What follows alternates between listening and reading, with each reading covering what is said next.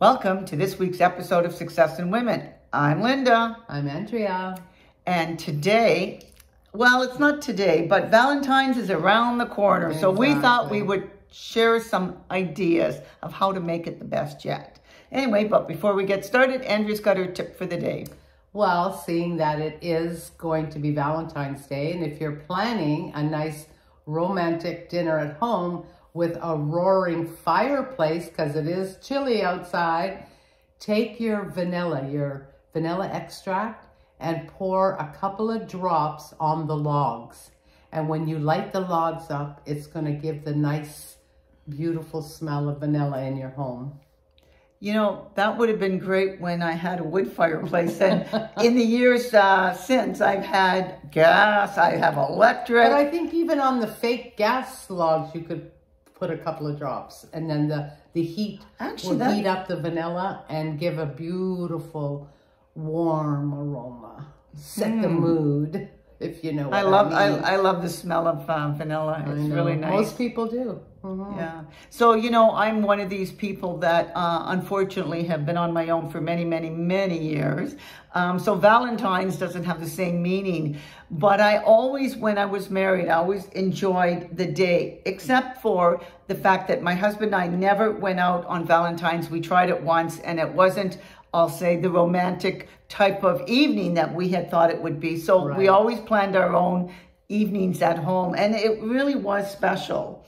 And I remember, Andrea, one of my friends, she was newly married, and her husband, one time she was out and she came back, and her husband had been working in the, I'll say, his shop for a bit of time. When she got home from shopping, he had a big Valentine's heart on the outside with all lights, and he had all these decorations. And I thought, how sweet was that?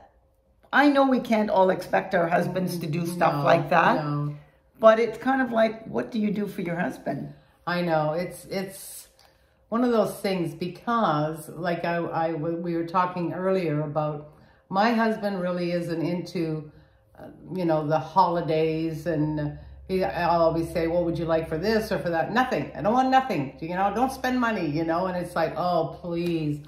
So, I mean, for all the years that, you know, we've been together and we've had Valentine's days together, we always had the three girls. And I always made it very, very special for them.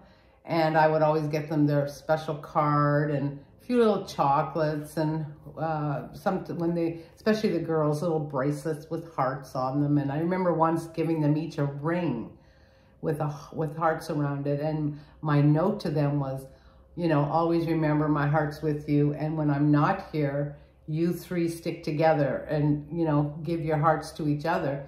Because it doesn't always have to be about a man or a boyfriend. It could be your siblings or your family or your parents that you want to tell them how much you love them and what they mean to you in your lives. But, I mean, getting back to my husband, I'd always buy him, you know, a mushy card or a funny card. And then usually I would just make a nice dinner, or we would order something in. You know, very rarely we went out too, because like you say, it's such a pain, you know. Or, you know, we might have planned a little weekend getaway. You know, right in our town, there's some beautiful inns and whatever, and we would do that. But like I said, for him, it's just another day. You know? But he does realize the importance to you, because he does get you a really nice card all the time, and he is thoughtful that way. Yeah, very much and so. One of the things that when we were talking about this, Andrea, you had said that you had kind of Googled some ideas and stuff. Yeah. And one of the things which I really love, and if you have this, I think, ladies, if you were planning, you know, for your partner, things that you might share and do on Valentine's, one of the things that Andrea came up with was bringing out your wedding video, if you have that, or your wedding album, and kind of going over and reminiscing about that day, and actually maybe even the events that led up to it. Rekindle some of that romance and that love that you have for each other. And you know what, Linda, in saying that, I have to say this, because I've always said it, And I say it to my daughter, the married daughter and whatnot. But I got an opportunity once at my cousin's daughter's wedding. So we're in the church, and I've never seen this happen before. And the priest was talking about, you know, longevity of weddings and marriage. And then he goes to us in the pews. If anybody has some ideas, you know, to help this young couple with their marriage, or give them any good advice, you know, could you please stand up and speak now? And everybody was stunned, and nobody was saying anything. So finally I just stood up and I said, yes, the one piece of advice I can give you, and it's carried me and my husband a long way, is remember this day in your memory. Remember the feeling, the love you feel right now, everything that led up to this day. Make sure it's in there. And then years go by, and when you have trouble, when you have, you know, you're angry or you're upset with your partner, go back to those memories. Go back to those memories and remember them vividly, and you will see your heart will just open up, and it'll help you solve whatever's bothering you at the moment. And everybody was like, oh yeah, that's great, that's good advice. And then I sat down, right? And then I remember the mother of the bride came and said, oh, thank you for rescuing us. You know, I didn't know if anybody was going to stand up. But I've always said that, and I do it myself, because I get mad too, and I get angry, and I say, oh, and then I say, you know what? Remember that day, and oh my God, I love that day. You were there. Yes, I was. And that was a lot of years ago, but yes, I was. And it's interesting that you bring that up. Where did you get that piece of advice, though, Andrea? Did you just sort of feel that that was something you needed? You know who, it's funny, it wasn't I added a little bit to the advice, but I remember Eddie's best man, when we were sitting at the head table, and we had a big head table, if you remember. Yeah. And Eddie's best man looked at us and said, guys, sit for a minute and just look around you and take it all in. He said, because this day is going to be gone so fast, and you're going to not remember a lot of things. And you know what? I took his advice. I could probably tell you step by step by step, from the morning we woke up until we went to the hotel that night. Do you remember it rained on your wedding day? They say that's a sign of bad luck. And she's been married how many years? 47 years. 47 years, happily married. And again, not to say she didn't have her ups and downs in the sense of, you know, arguments and whatever that you have. All married people do. Yes. But it's the things that you remember that carry you through. That you do to help you get through it. Yeah. Because you did love this person so much at some point. And why? Like, what was it about that person? And you got to bring yourself back there, because, things go crazy, especially when you have 3 kids and your husband's working all the time, and you feel like I felt like a single parent many times. And you got to figure out ways to work through it. You know, life isn't going to be easy every day. That's for sure. No, and actually it is what you make it, but you have to remember, why did you want to get married to this person? Why are you there in that relationship? Right. So, yes, I could have tried my absolute darnest, but there are times that you have to walk away. And for me, married to an alcoholic, I didn't realize, obviously, when I was married, because I was young when I married my husband. But over the years, as it was getting worse, it's kind of like the rest of my life, and I have to think about that. That's a different situation. Absolutely, but I just want you to know it's not.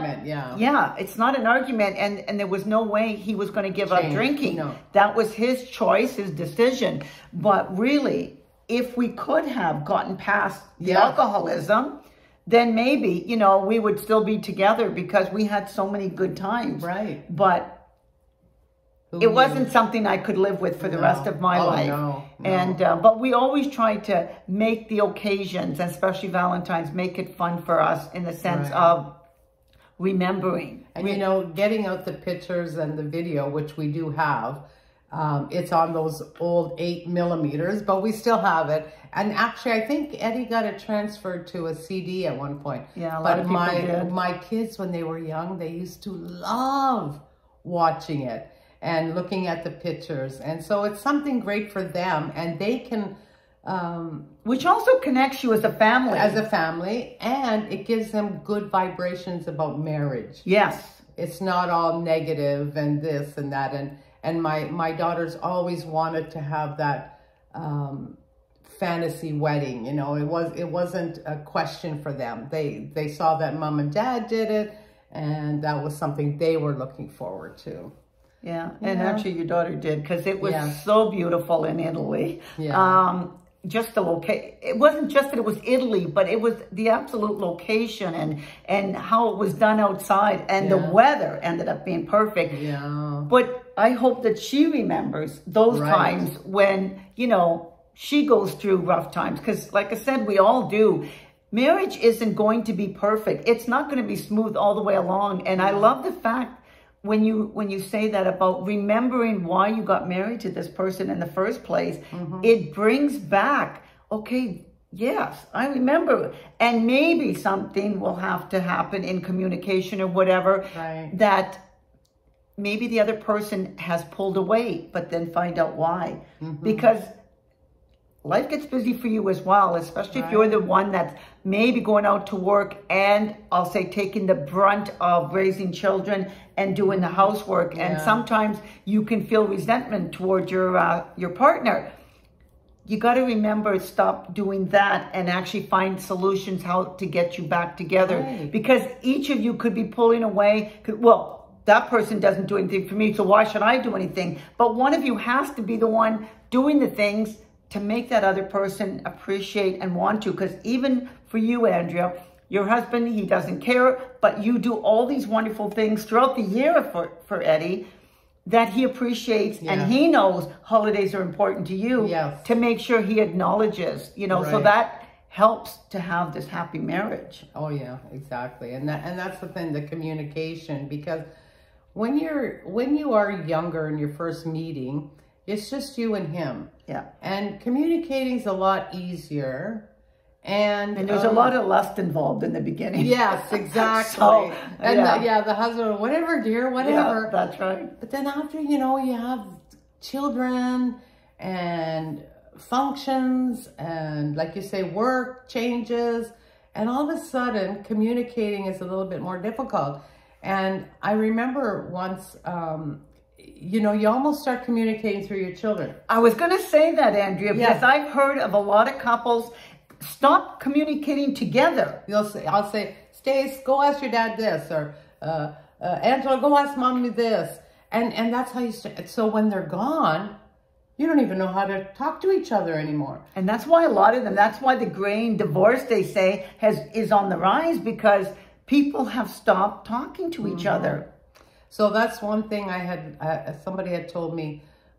They pointed it out? Not to me particularly, but I think it was at a course, because my girlfriend had to take a course for child psychology and stuff. She wanted to take this course. So I took it with her, and boy, did we learn a lot. It was just a night course, but I think those were one of the hints, you know, that about, you know, not using your children to communicate, and don't get them in between things. And it was really something. And that's one thing I have to say.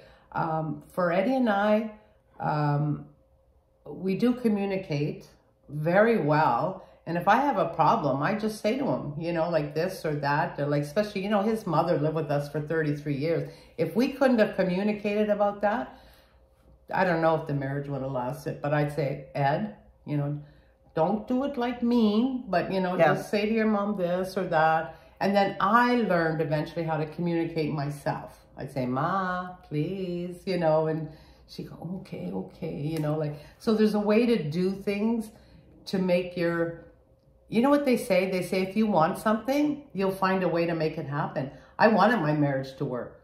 I didn't want divorce. I didn't want any of that. Andrea, is key. I think in a lot of cases, some people have lost that want of their marriage. Right. Maybe they think that, wanted. maybe they think it's greener on the other side. And let me tell you, it's not. No. But you know what you have. You know what you had. Why don't you work to get that back? Right. My girlfriend always says, you know the devil you got, you don't know the devil you're going to get. Absolutely. Absolutely, you know, true. And the friends that I do have that have lasted like we have, Yeah. we have 2 or 3 couples. And I've seen, we all have things we've had to deal with, but we work through them and we've made the marriages last, and we all of us have, well, our good friends just celebrated 50th wedding anniversary. And they came on our cruise recently, by the way. They were able to get on. Yeah, for her birthday. And even rekindle, I'm going to say. And they couldn't even speak to each other when they met. Because she didn't speak English, he didn't speak Polish. Yeah. So if you want it to work, if you want something, you will make it happen. Well, it's interesting you say that, because I think it's Dr. Laura that always says the power is in the woman. Because men are so simple in general to make them happy. No, but it doesn't take much. Even for Eddie, he doesn't care about like occasions and whatever. Right. But it doesn't take a lot. Eddie, any little thing that you do, make him his favorite meal, whatever, he appreciates that. But Dr. Laura always said women have the power in the relationship. So if you want your marriage to work and last, you can do it. You can do it. Because it's going to be how you communicate with your spouse, all the little things that you do for them to make them feel happy to come home and want to do things for you. Yeah, I remember one birthday or something, I said to him, you know, what do you want for your birthday? Because now he's at a stage where if he wants something, he gets it, whatever. And he's a simple man, like you said. He said, you know what? I would really like that cheesecake my mother used to make. Wow. I said, okay. And I loved it too. So I figured it out. I asked his aunt, you know, how did she tweak it? Because it wasn't a cooked cheesecake. Oh. No. And it was with lemon pudding and Cool Whip. And I remember the ingredients, but I wasn't sure how much. So talked to his aunt, I talked to my sister-in-law and figured it out. And oh my God, he was so happy. See, so simple. But still, you took the effort. Oh, you made the effort to actually go and do something that you knew he would appreciate. And there you have it. I could have said, I don't know how to make that. Yeah. And gone bottom one, you know, but it's not the same. It's not the same. So do your very best. It's such a simple thing. And I know a lot of people get their back up and say, oh, why should I make that? What do you do for me? Yeah. Well, it's little things you don't even realize that people do for each other. Yeah. And you're going to look for those, you know? I can't even think of but I want you to, I do want you to say how you do things for Eddie, because you were telling me about all of the things that you do. Well, you know, like, first of all, my husband doesn't ever have to worry about the house. He doesn't have to worry about cooking. He doesn't have to worry about planning any meals. He doesn't have to worry about the social calendar as far as his family goes, as far as gifts for this person, or I make those decisions. I buy, I wrap, I give, whatever. He doesn't have to think about those. And he doesn't have to worry. He never had to worry about the girls. You know, I made sure they got to school, they got to dance. Okay, he helped when I needed the help. And I'd say, Ed, can you drive so-and-so today? Because I have to stay, blah, blah, blah. And it all worked out. And I lived with his mother for 30 years. And he never, ever had to worry about his mother. Never was there a time where I said to him, I can't do this anymore. Never. Because I never wanted to put him between the two of us. And, you know, I know he really appreciated that. And I know that if I asked him to, he would have let her go. Yeah. And I was not willing to do that to him. But, Andrea, you have to tell the story about how you knew he appreciated you in the end. All that you did, because his mother eventually had to go to a home. That was just something that happened between health, age, and everything else. They just couldn't do it any other way. But that's after 33 years. Yeah. But she had ALS, so she couldn't move anymore, and we didn't have, they weren't going to bring me help. Yeah. And so we had to find something. But anyway, so the house that we were living in at the time, her bedroom was upstairs, a large flight of stairs, and we had, you know, tried to get her up and down day after day. So if in order to keep her there, we would have had to turn the living room into a bedroom, which was no problem. But then we'd have to take the small powder room and the laundry room, turn it into a bathroom for a handicapped person. And she was not going to be able to even get up into a wheelchair. We would have needed a lift on the ceiling and everything. So anyways, when she first went in, she was very unhappy. Into the retirement home. Nursing home. She went right to a nursing home. And that's how long it was that they kept her at home as long as possible. At that point, it was a nursing home. And so she was in there. And I mean, I went every day. You know, I promised her I'd do her laundry. I would, you know, get her hairdresser to come. We tried to make it as comfortable as possible. But every morning, 6:30, 7 o'clock, the phone would ring and she'd be crying and crying and screaming. Oh, Ma, please don't cry. I'm going to be there soon. And I'd say, Eddie, your mom's on the phone. You know, and he'd get on the phone. This went on for a couple of weeks. Then one day, I see Eddie come in the house and he goes into the living room. Never goes in the living room. He's walking around. I thought, oh no. He's decided to bring her home. And I said, oh, okay, Andrea, just deal with it. It's not a problem. We'll do what we got to do. So then I hear him, Andrea, can you come down here for a minute? I go, okay. I'm walking down thinking, no, that's it. Life's over as I know it. And he goes, can you sit down on the couch for a minute? And I thought, oh God, this is really getting bad. You know? And all of a sudden he says to me, you know what? I just want to tell you how much I love you and how much I appreciate everything you did for my mother. And for that, I'm giving you this. And he hands me a Chanel bag because I've always loved Chanel. I would never spend the money or ask for it. You know, hints here and there, but never expecting it. And he bought me the most gorgeous purse that I could think of. He must have saw the relief on my face because he goes, what? I said, I thought you were bringing her home. He goes, oh, hell no.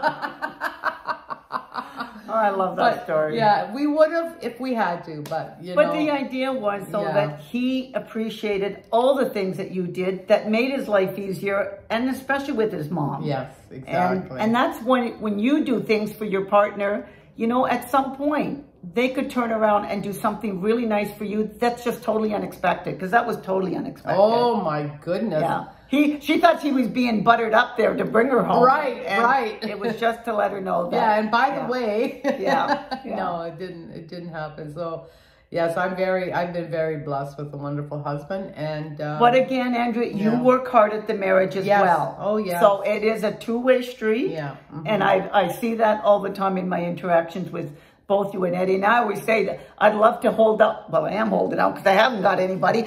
But for a person like Eddie, because he's so thoughtful, he really appreciates all the things that you do for the family and for him. Yes, that he's always wanting to do little things for you. I mean, he's surprising you all the time with stuff. All the time, yes. Yeah, I'm very, very happy and very blessed. So maybe if your marriage isn't necessarily at its ideal peak right now, bring that back. Bring back some of the memories. Remember why you married your partner. You know, think about the feelings that you had, but also the things that you know that would make them happy, and start doing those things again. If you want it to work. If you want it, that's the key. Mm-hmm. If you want it to work. Yeah. Do you know that when Dennis and I were married, he used to leave me little notes and stuff, you know? It was always so kind of neat, and I never knew when I was going to get them, but every so often he put these little love notes, you know, just different places. But and you know what, if you were so angry at him for something and you got that little note, your heart would melt. Yeah, because you'd know that they really did love you, even though sometimes you don't feel like they do. I know. Yeah. But we hope you enjoyed this segment of Success in Women, Women Helping Women, and this nice special Valentine's episode. Mm-hmm. So if you did, we hope that you like, share, and please subscribe. And if you can't, thumbs up. I'm Linda. I'm Andrea. Until next week. Have a great Valentine's Day. Bye, ladies. Bye.